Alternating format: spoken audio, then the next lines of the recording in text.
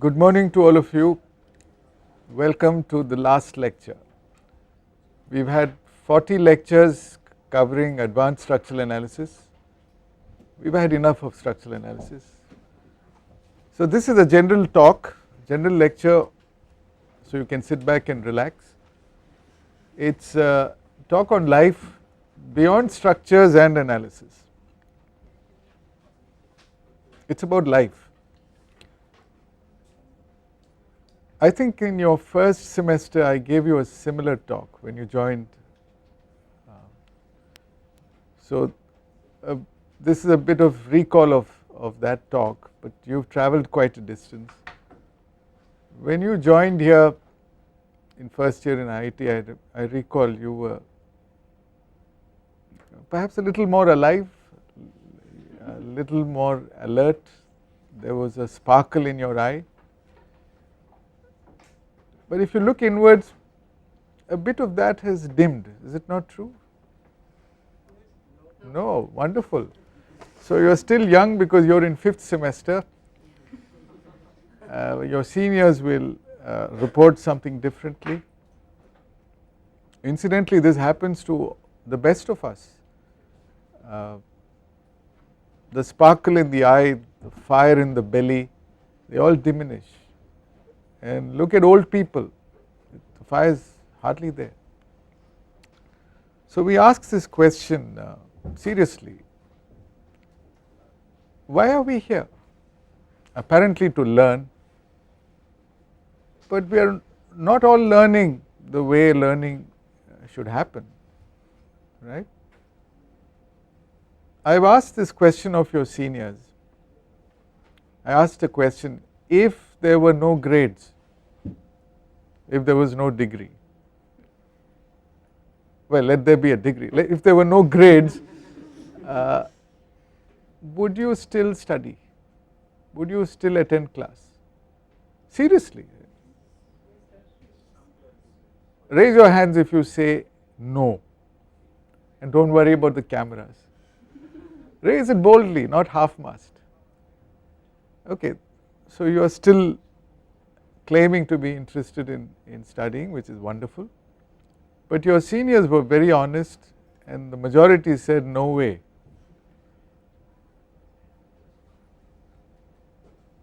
Then why are you here, I ask? And even more important, after you get your degree, will you stop learning? You understand? These are questions you need to answer. And when a teacher finds in front of himself or herself a group of students who are, shall we say, not as interested as they should be, some are disinterested, some are absolutely not interested, then we are confronted with this question, why are we here? And this is a serious question which is troubling many of our teachers. Even the fire that is there in our belly gets dimmed when we don't see excitement in the classroom. And there is a deeper question. Why do we live? And this question will pop up every now and then when it troubles you. Why do we live? So is there a deeper purpose in our lives? Is there a life purpose? And that is basically the theme of what we are going to discuss. I believe there is a life purpose. And I have been troubled by this question for many decades. And it's a great search. Because once the life purpose starts revealing in front of you, you will find it very meaningful to live, very meaningful to do what you are doing. When I am confronted with students who are not so much interested in engineering to begin with, many of you will look for jobs that give you more money, and the majority, the toppers even go for finance jobs. It's well known. Am I right? No? Yes, okay. So I'm not saying you are wrong. There are few students who are still interested in engineering, and they were indeed interested when they joined, and it's quite okay. It's quite okay to be what you are. But taking up a finance job, okay, becoming a banker, which is what many end up doing, joining large corporations, may not be your life purpose. That's all I'm asking you. So it takes courage to figure out what your life purpose is. And if I look at my own life, I got into teaching by accident, but I realized I was born to teach. And teaching should happen effortlessly. Of course, you need to prepare a lot, but the flow must happen effortlessly. And then when I found that the group of students in IIT are really not becoming structural engineers, then it did turn out to be a little disheartening. And then we find that there's so much need for infrastructure in our own country and elsewhere in the world. You need good engineers, you need good structural engineers. Unfortunately, the ones who do practice come from many ordinary engineering colleges where the learning is quite mediocre, to put it mildly.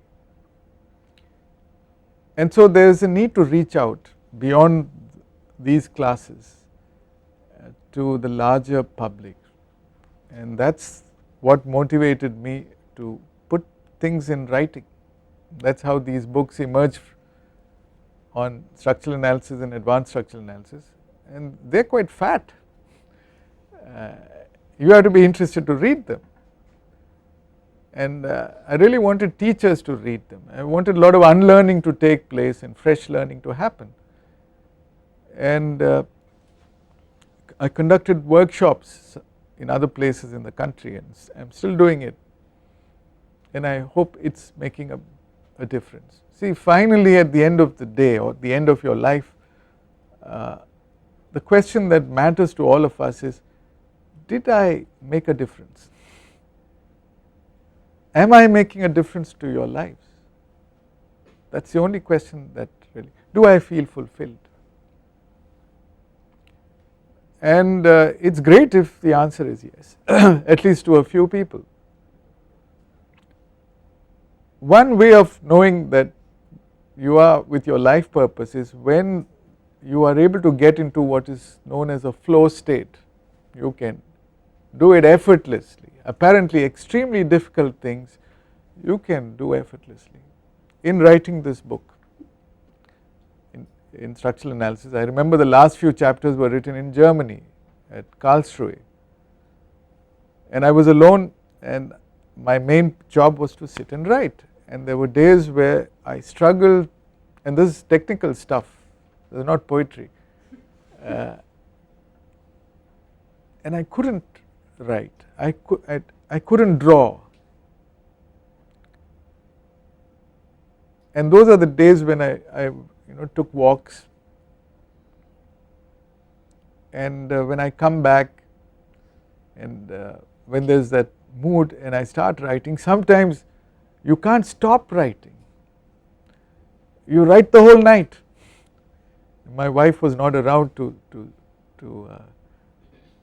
stop me, and it was beautiful. And I'm sure you too have experienced moments like that in your life, but supposing much of your life is made up of such moments, then you've got your life purpose moving.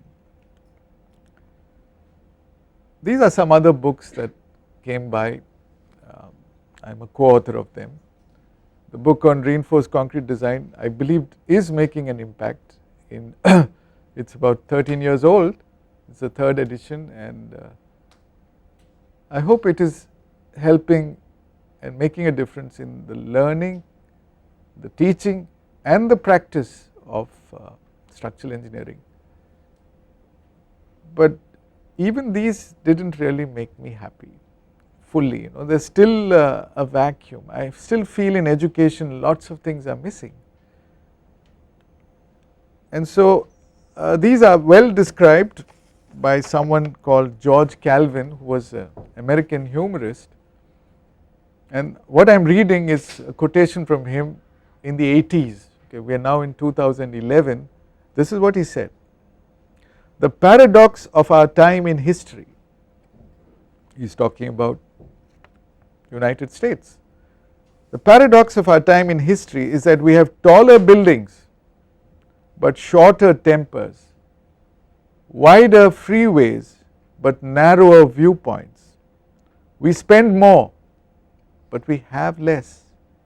We buy more but we enjoy less. We have bigger houses and smaller families, more conveniences but less time to enjoy them. We have more degrees but less sense. We have more knowledge but less judgment. We have more experts yet more problems. We have more medicine but less wellness." Very relevant. "We have multiplied our possessions but reduced our values. We talk too much, drive too fast, stay up too late, get up too tired, watch TV too much." You can replace TV with your online activity. "Love and pray too seldom and hate too often. We've learned to make a living but not a life. We've added years to life but not life to years.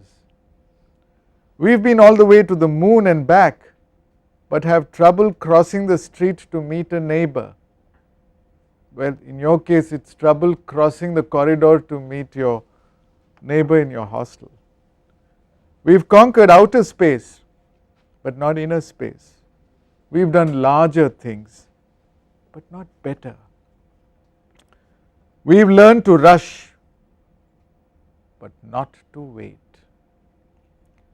These are the times of fast foods and slow digestion, big men and small character, steep profits and shallow relationships, 2 incomes but more divorce, fancier houses but broken homes, more entertainment but less happiness. Very true, don't you think so? This is the West which is leading the show in development, supposedly, in the 1980s. And that's the way we are heading. There's something wrong, something missing. And in 2004, I was prompted to write this book, Stop Sleepwalking Through Life. And that also didn't seem to make much effect to where things are happening, but things are slowly changing. And this is the next thing that we are trying to introduce in IIT. We tried all kinds of things. We brought in Reflections, which was a forum, not too well attended. This is a new course which has been approved by the Senate of IIT Madras, the first of its kind. It's called Self-Awareness, and its objectives are to enable students to understand and explore self-awareness based on traditional Indian wisdom and modern approaches, and thereby learn to find inspiration, take responsibility for one's inner life, live with integrity, and contribute creatively towards the well-being of all. Let's see how it unfolds. By the way, entrance is quite strict to this course. In the old Gurukula system, you couldn't just walk in. You have to be an adhikari, you have to be deserving.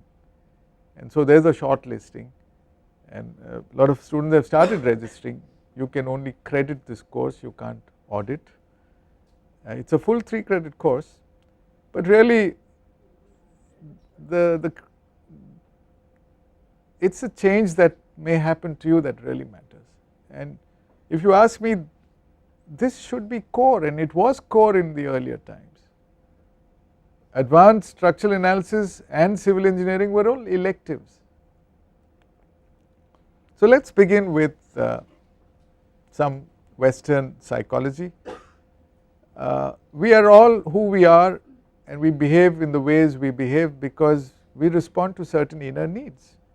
And Abraham Maslow gave his beautiful hierarchy of needs and his theory of self-actualization, where he said that we all of us begin with physiological needs, body needs, which we share with animals. Human beings need more, we need safety needs, you need to save money for the future. In fact, the future doesn't exist for nature, it's only human beings who worry about the future. You need safety needs, you need belonging, you have belongingness and love needs. You can't be alone, you need to relate to people, you need to have affection for people and receive affection. And finally, you need name and fame, which is probably why you joined IIT in the first place. These are esteem needs, all of us have them. And Maslow said these common needs are deficiency needs. They are needs that are like holes inside us crying for hunger. We need to satisfy them. But the trouble is we tend to get stuck here, and that's why he drew a line there, and he says not many people have crossed this threshold, and what lies beyond is needs of knowledge and aesthetics. For example, if you come to this course or self-awareness because you really want to learn, not for marks, not for money, not for grades, and that's a kind of curiosity we had when we were little children, isn't it? We really wanted to know, why is the sky blue? And we asked these questions till the parents got tired of us and they said, shut up.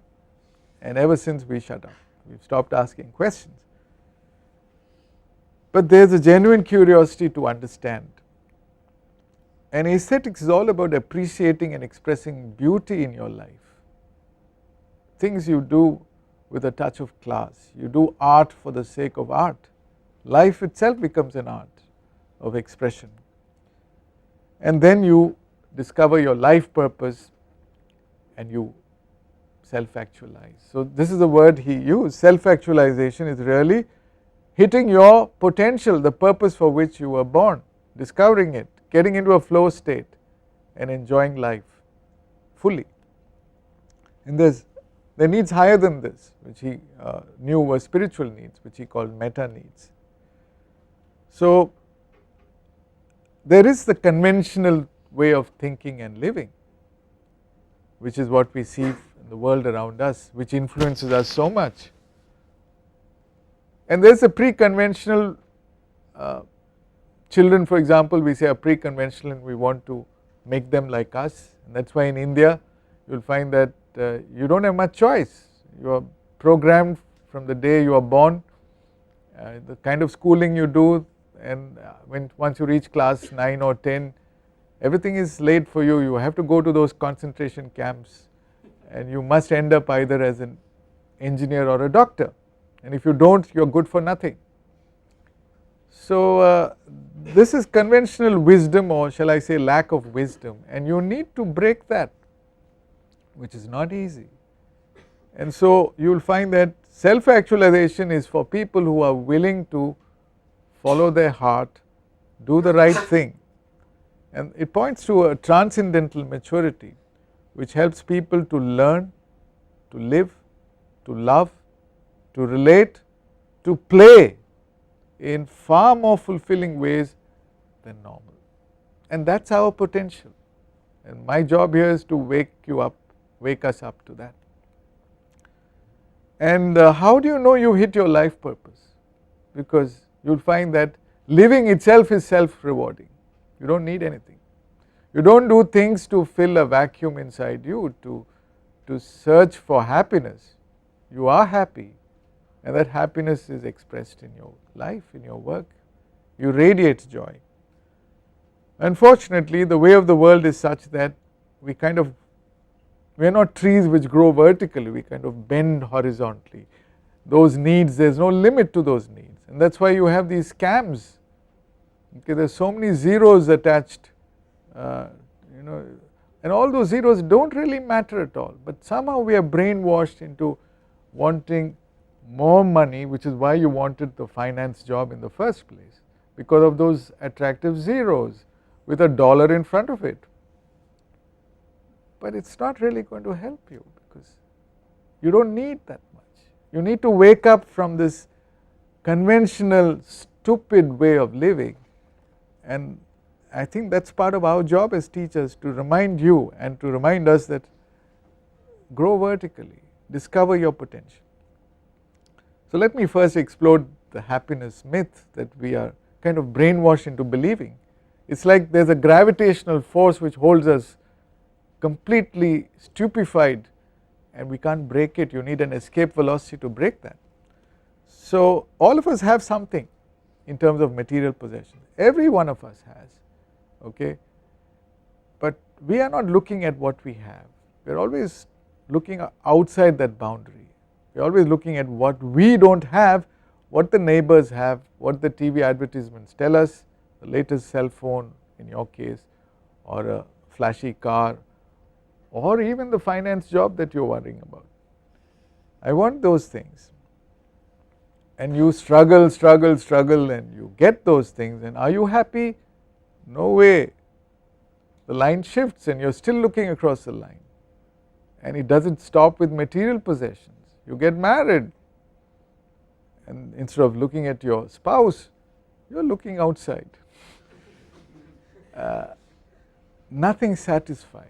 Everything, the honeymoons don't last. We live such a shallow life, superficial life, and it's like we are not breaking the chain. And what the hell are we looking for? What do we expect to see in the horizon? It's a big question mark, and that's why most people won't be able to answer the question, what is your life purpose, because it's what everybody says it should be, and those people who tell you what it should be, are they happy? Are they fulfilled? So it's like we are in a rat race where there's a Pied Piper who's blowing the pipe. We've never seen the Pied Piper. We're all rushing to reach somewhere, we don't know where, and we are even afraid to pause because some other rat might get past us. That's life. What a stupid way to live. So widespread. And the joke George Bernard Shaw says is there are two great tragedies in life. One is not to get your heart's desire, and the other is to get it. Because once you've got it, then it's not good enough, you get bored, you want something more. But I want to qualify this. These are superficial desires. These are not the real heart's desire, the deepest desire for which you were born. And a lot of research has shown that once your basic needs are met, further income and possessions add remarkably little to your well-being. You know it, but still the magnetism, the sleepwalking is so strong, it's difficult to break. So I want to give you another quotation from Matthew Ricard, who appeared on the Time magazine as the happiest man in the world. They put some instruments on his brain and measured. Well, it's interesting. He's always smiling, he's full of joy and love. Please read his book, it's called Happiness by Matthew Ricard. He started life as a French scientist, worked with a Nobel laureate. He dropped all that to become a Tibetan monk and the French translator of the Dalai Lama. Incredible person, and he says this, listen.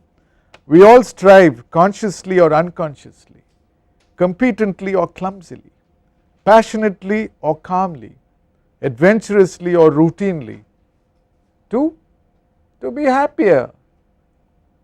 and to suffer less, all of us, right. So why don't we do it consciously rather than unconsciously, competently rather than clumsily? Yet we so often confuse genuine happiness with merely seeking enjoyable sensations. Happiness is a state of inner fulfillment, not the gratification of inexhaustible desires for outer things. Lasting well-being requires us to remain in harmony with our inner nature. This is traditional wisdom. Kabir said it beautifully. Kabir Das, you would have studied his dohas. Kasturi kundali mein base. Kasturi, the scent of the musk deer, is there inside the entrails of the deer. Mrig dhoondhe van mahi, but the deer doesn't know it. It can sense the fragrance and searches the entire forest for this beautiful scent. ऐसी घटी घटी राम है दुनिया देखे नाही. So widespread in all of us is this inner happiness, but we don't recognize it and we search for it elsewhere. It's there also, but then that's just a faint reflection of what's there in you. So I like to show this picture, which is classically a structural analysis picture. You have a structure, in this case the structure is you and me, the human being. Here the loading is the challenges we face in life, and here also we have a response, right. The challenges we face everywhere, especially at the workplace, at home, you will know especially after you get married and you have children and you have mothers-in-laws to deal with, and other places, right, and they are tough challenges. Okay, you are sitting and smiling now because right now you don't think you have a challenge, but even right now there is a challenge of paying attention, for example. Okay, so how do we respond to these challenges? We respond to them with whatever system characteristics that we have. In a structure we talked of mass, damping and elastic stiffness, but here we have knowledge, skills and attitude. All of us do have. So with whatever knowledge we have, whatever skills we have, whatever attitude we have, we try to address whatever challenges come to us, and the response that we have affects us, affects others around us, isn't it? If you feel bad, you will transmit those bad vibrations to people around you. If you feel good, you will radiate that vibration around you. So even the life around you, the environment, including the tables and chairs, are touched by everything that you feel. So that's how important the response is. And by the way, I think responsibility literally means the ability to respond effectively and to any challenge. And the responsibility, the response can be anything in the spectrum, from deep despair to extreme fulfillment, right. So I think as intelligent human beings, we should ask this question: what is it that we are doing that pushes us to the negative side of the spectrum, towards despair? What is it that we need to do or to be or to learn that will help us achieve our heart's desire, that makes us fulfilled? And I think this singular lack of knowledge is what puts us in deep trouble. So we don't have the knowledge. Our course in self-awareness hopefully will give you some knowledge. We don't have the skills even if we have the knowledge. We don't know how to retrieve the situation, how to shift from despair, how to do that alchemy, we don't know. And our attitudes are not all that great. And the attitudes really matter. So given the same challenge, two individuals can respond completely differently. One can be in deep despair and one can be in extreme fulfillment. To give you an example from structures, two neighboring buildings in Ahmedabad, apparently looking identical from the outside. In the Bhuj earthquake, the famous Bhuj earthquake, when was it? 2001. One of them collapsed on the spot. the other one survived beautifully with barely a scratch. What's the difference? That's the difference between despair and fulfillment possible in human beings as well. So, by the way, education is all about developing knowledge, skills and attitude. It's a lifelong process, and you'll always find that whenever confronted with a challenge, there is tension. Okay, there has to be tension, and the tension is you have this challenge which could be an opportunity for you to develop and take a quantum leap to a higher stage of development, which is a wonderful opportunity, but at the same time we are scared that we might lose whatever little we have. So we want to retreat to the survival stage, to our comfort zone. You understand? And that's a tension, we can feel it inside us, that's a stress, and it's left to us whether to take that leap forward or to regress into our old stage. Classically, let's say you're getting married, what's the kind of blessings elders give you? Saubhagyavati bhava and all that.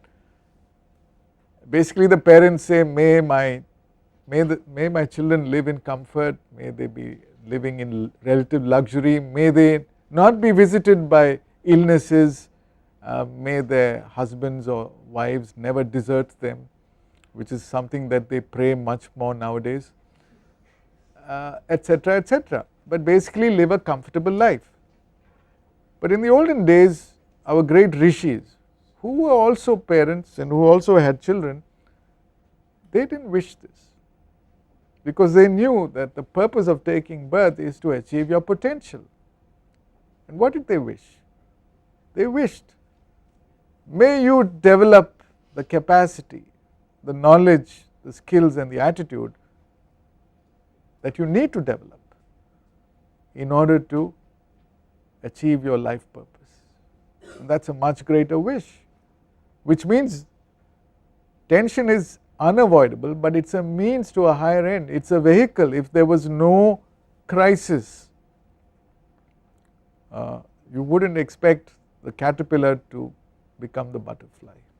So it's an opportunity, it's how you look at it. And you'll find that these crises build up not only at the individual level but also collectively. And if there's a dysfunction that you have ignored, for example corruption in India has been ignored, we have not addressed it, we've kind of been blind to it, we've accepted it, and that's why you see today there's such an uproar, because if dysfunction is left unattended to either at the individual level or the societal level, it will explode at some point in time and demand that it be addressed, and then we are not prepared for that situation. So individually and collectively, locally and globally, we have this problem, we have these challenges. Education gives us a livelihood, it does not teach us how to live. In fact, there are many stories that I can tell you, but this was the reason why that book started, and the opening lines of that book is a poem by Rupert Brooke which says, the young Apollo, I'm reminded of the IIT graduate, the young Apollo, golden haired, stands dreaming on the brink of strife, magnificently unprepared to face the long littleness of life. Okay. You may have got an S grade in advanced structural analysis, but when that crisis comes, you are not ready, you are not prepared, because it is not in the curriculum. Knowledge, education gives us knowledge, it does not give us character, and you know all that too well, especially in our civil engineering, right? Big bucks. And here's a nice quote from Theodore Roosevelt, who said, a man who has never gone to school may steal from a freight car, but if he has a university education, he may steal the whole railroad. Now we know why our students want to join finance companies. Okay. Education, in spite of all this, Swami Vivekananda said this, education is a manifestation of the perfection already in man. So there is something in you. I think this is the ancient wisdom which we've completely missed out on in trying to follow Western way of, our entire education setup is completely westernized, and when they are struggling and waking up, we should not repeat the mistakes they've made. So traditionally we were all visualized as unique seeds. Each one of us is a beautiful seed which is waiting to flower, and you will flower only if you can really reach your potential, which means not sleepwalking through life. And there is another interesting thing that is believed traditionally, especially in the East, and that is the wherewithal, the means for discovering the flower in you is already embedded in the seed. It is already there, it has to be awakened. Now here is a very good model which has been actually coined by Sri Aurobindo based on our traditional wisdom, where education is not just cognitive development, which is the way it is today. It is not just cerebral, it has many dimensions, and the reason why we have this paradox of our time in history is because we have neglected many of those dimensions. Typically you have matter and you have life force, which in Sanskrit is called prana, and you have mind. This is how these are the potential in us, and there is spirit inside all of us. At the lowest level you have the potential for physical consciousness, okay, and you have the lower vital, sensual desire and all that. We came with this, in fact it's that desire which really brought you into IIT, which is good. All these are good things to have. And the central vital also you students have to some extent, because you beat the joint entrance exam and you've made it, so it feels great to be unique, the cream of the cream they tell us when you join IIT. And this is what most people aspire for, to be well known. Your role models are Bill Gates and Steve Jobs, that's great, but that's not enough, and we don't have training for other things. And our education is focused entirely on that fifth level of externalizing mind, external knowledge, information, data. Data is the lowest level. If all you know is the unit strength of concrete is so many kilonewton per meter cubed, that's not knowledge. Knowledge can be at different levels. You've studied advanced structural analysis, you know it can be learnt at many depths, but even that is not enough. If you want to find fulfillment in life, you need wisdom, which points to a higher knowledge, to a higher mind, and it points finally to a spiritual dimension, when you realize that that life force that is animating your body is actually something that is sacred, something that is sacred, something that is divine, something that is longing to achieve fulfillment and find expression. So you try to be a perfect vehicle for that expression. And then the most important part of our education, which we neglect, is the heart. Love doesn't come under the purview of science, it's not there in the curriculum, but that's the only thing that really matters in life. So the higher vital is completely missing, and the life force, the life purpose is actually embedded in the heart, deep inside the heart. So these are things we need to discover. This is a wonderful concept of integral education, and this slide I have taken from, you can look up that website, TLOS, they are my friends, we are partners in developing this broad system of education, not just narrowing it to developing cognitive knowledge. Do you think this makes sense? This is what makes you prepared to live. So you have to develop powers of concentration, powers of contemplation, feel compassion for others, and you must have the ability to disengage at any point from whatever you are doing, and to find that vast spaciousness which helps you do the right thing, at least know what is the right thing to do. And if you find yourself going negative, you must have the ability to transform. So the transformation is required.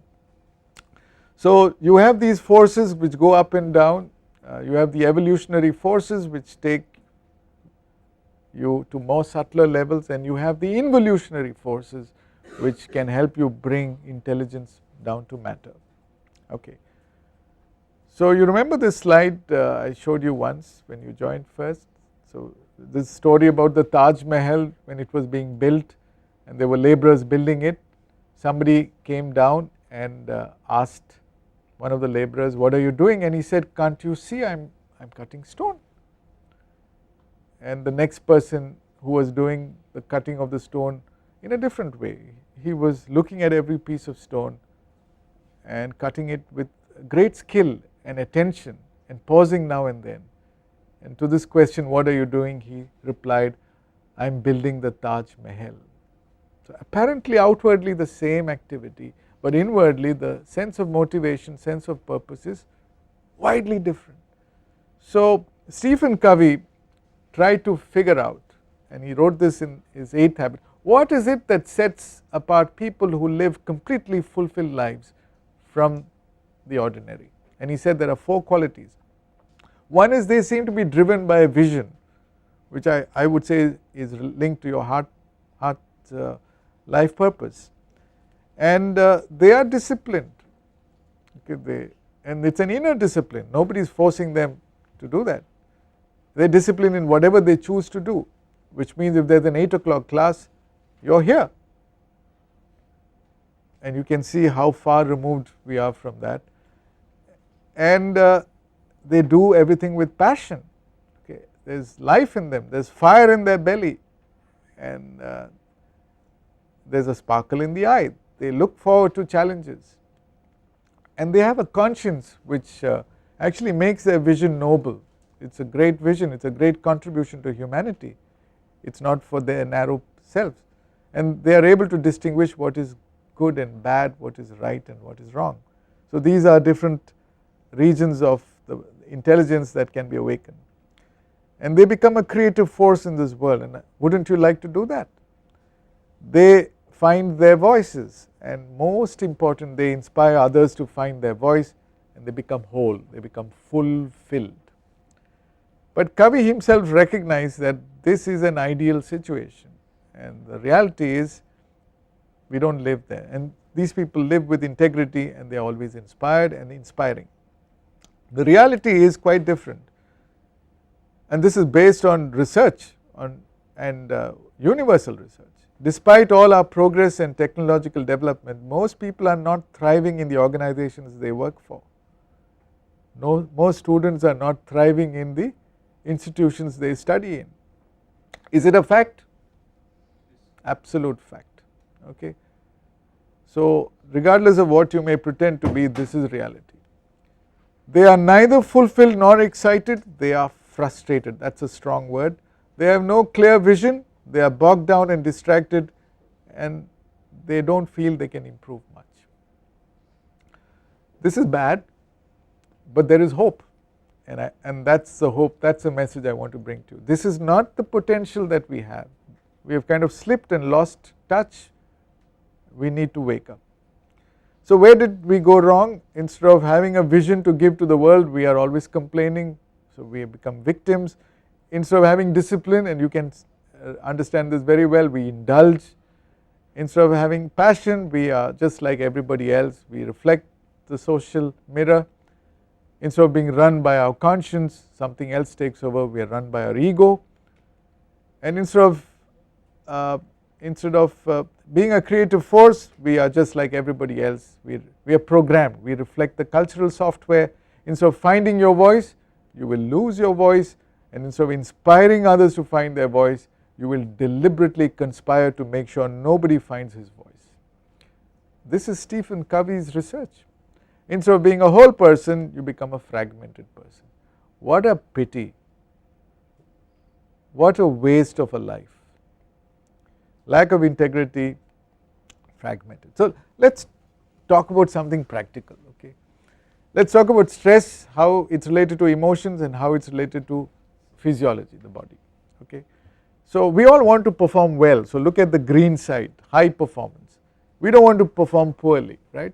So we want to stay away from the negative side, and our body tells us, reveals what is happening inside us. So when we feel good, we have positive emotions.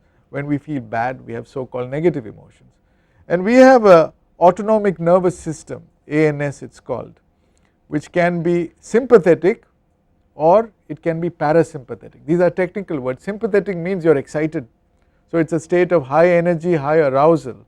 Parasympathetic means like when you go to sleep, ideally you are not aroused, or you are feeling sleepy, as some of you seem to be now. Low energy, low arousal, right. So these are states we go through, and it is proven that all of us have a sympathetic bias. That means even when we want to relax, we are not able to relax. We are kind of tuned on to getting excited, and it is wonderful if you can tap into the green areas. That means you feel exhilaration, you feel passion, you feel joy, you feel love, you feel care, you feel kindness, you feel appreciation, you feel harmony and beauty. Wonderful way to live, but unfortunately most of us rarely visit these states.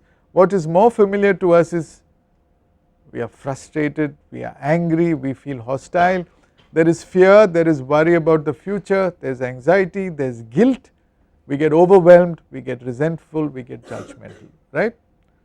So that is what happens when you need to do work in the world, and that is not a good state to be in.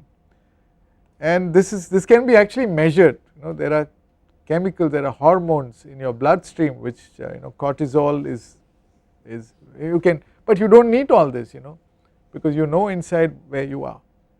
And let us say you do not need to do work all the time. There are times where you have to relax and you have to sleep, right. So when you need that parasympathetic functioning of the autonomic nervous system, you can't do it. So even when you want to switch off the machine, it can't get switched off.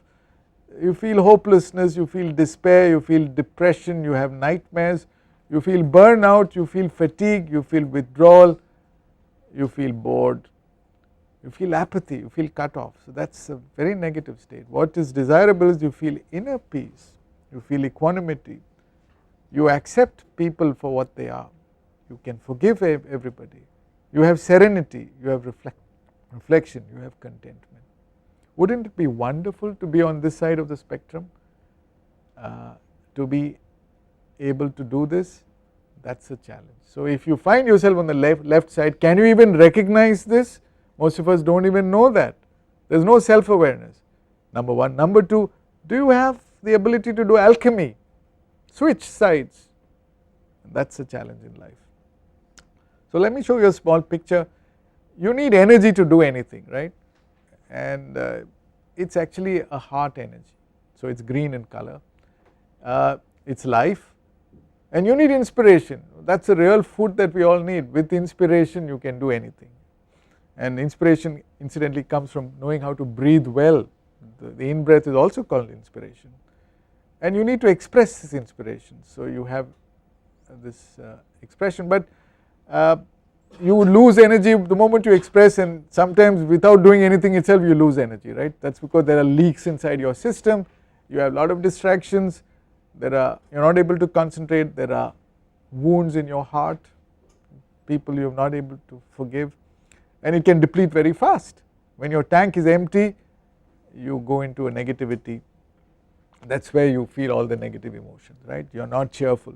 So there is a threshold, and the moment energy drops below the threshold, optimism changes to pessimism, and that happens to all of us, and that is the secret. So you should stop doing things when you do not have energy, but most important, you must learn to plug the leaks and know how to fill your tank. You need potential energy before you can have kinetic energy. Okay, so this is all beautifully written in a good book which you can refer to. It is called Energize Your Heart. It is based on a Sufi meditation practice, a beautiful practice which originated in India. There was a great saint called Hazrat Inayat Khan, and it is a way of energizing your heart, but most of all you need trust. As far as breathing is concerned, if you will permit me, most of us do not know how to breathe.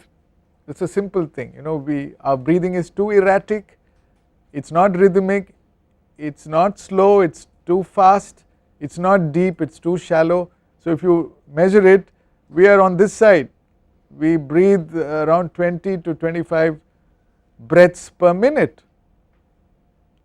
and you see that is why you are looking anxious like that guy there, the sympathetic emphasis. So it is a simple thing to learn to breathe, and this is traditional wisdom. And if you can slow down your breath, and ideally if you can learn to breathe fully at around 5 breaths per minute, you are balanced, you can handle the world, you can handle crisis, but don't go too slow because you might go to sleep. Okay. Okay, so I don't have time to tell you the story, but I want you to appreciate this. Life is meant to be enjoyed. So much beauty around you. You need a clear and present awareness to wake up to that beauty. And to do this, you must be able to switch off from everything and get into a state of being and not just doing. And if you can be in that state, you get into stillness, and Eckhart Tolle says this very well: when you lose touch with stillness, you lose touch with your essence and you lose yourself in the world. So most of us have no experience of this beautiful state of deep inner peace, and everything is a form of consciousness. And Krishnamurti says this beautifully.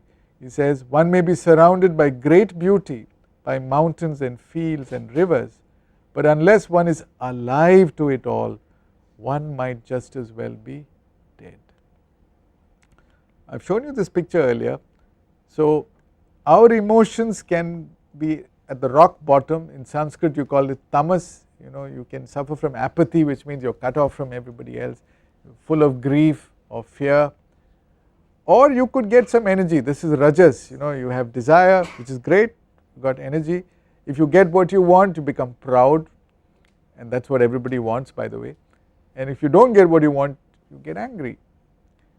But there are higher states, and those are states where you have the courage to break this pattern. You have the courage to perform alchemy. You have the courage to go from conventional to post-conventional. You have the courage to listen to your heart. You have the ability to accept people as they are, accept situations the way they are, and you are willing to trust the divinity in all. You are willing to trust nature, you are willing to trust life, you are willing to give unconditional love, you feel compassion. This is called sattva in our traditional wisdom. This is what we need, not there in our curriculum. We don't even know there is something like this, and you need a sense of deep awareness to know where you are and to feel that deep awareness, and when you really can soak into it, then you experience a permanent inner state of peace, which is a kind of anchor from which you can work. So initially we seem to oscillate between deep non-awareness and non-awareness. As you learn how to live better, you will oscillate from non-awareness to awareness, but you mature only when you really get into that non-awareness zone and you are between awareness and deep awareness. This is the path of fear, a horrible way to live, but that is the way many of us live. This is the path of love, where you find your authentic self. What is a test? The test, and here you are in the box, you find yourself blaming people most of the time, complaining, treating people as objects, your heart is at war, you will be always self-justifying yourself, your views get distorted because you are confused, and you never take responsibility. Always the system is to blame. Here you are out of the box, and the test is, let us say there is some bombshell that takes place in your life.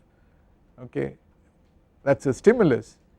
When you are in the box, you don't have a choice, you respond spontaneously and you make a mess of your response because you are not mature. It is when you are out of the box, you have a gap between the stimulus and response, and the more you are out of the box, the more you have that space from which you can decide on the wisest course of action which is best beneficial for all.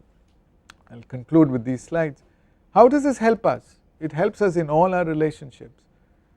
Let me give an example of a marital relationship, which you all will hopefully be getting into sooner or later. This is me and this is my wife, okay?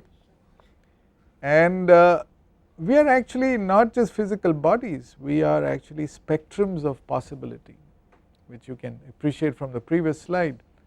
and at any point we are where we are, and we would like to be living fulfilled life, so we'd like to rise to the top. These are rainbow colors, they are spectrums, but often we get into fights with each other, and we get into the box, right? Now I have all this wisdom, I've gone through this course in self-awareness, I've practiced it and so on, so I know better, so I try to go to a higher stage, but it's not sustainable because one tone from her is enough to bring me down to earth, and this is what happens to I mean, I'm using a male female analogy, but it's true of you and your friend or your boss or two communities, it's the same thing. So what's the only sensible course of action to sort things out? You must operate at your highest level, and this is sustainable, and this is what makes life so beautiful. You operate at your highest level, you are no longer a threat to anybody, you only want good things to happen to everybody, and you really make a difference to the world. It's not, and so whose responsibility it is? So normally we say the other person should change, but you can't even expect that because you are not willing to change. So we can facilitate change in others when we change and we operate at a highest level. So at the lower end of despair you have frustration and hopelessness, at the middle end you have pleasure and pride. This is where all of us operate. We have no clue about what's happening on the right side. That's where you have deep inner peace, you have wholeness. It's also related to how you're connected with others. Here you are apathetic, you don't care. Here you are successful but you're self-centered. It's here you are co-creative, you're part of the successful divine operation in the world, and you have universal caring. This is the path of fear, this is the path of love, this is the egoic path, and the right path is the trans-egoic path. You really find who you are. So this is my last slide. May you all flower, discover your life purpose, do what you were born to do, be who you really are. Thank you.